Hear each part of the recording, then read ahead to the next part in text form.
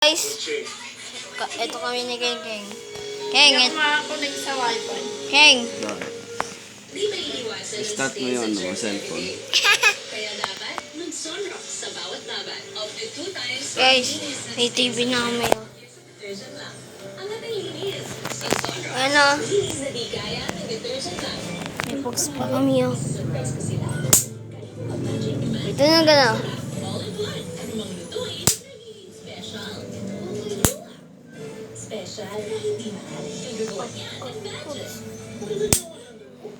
Kung nanginginig mo, malaki ng ininom mo, posibleng tooth sensitivity yan.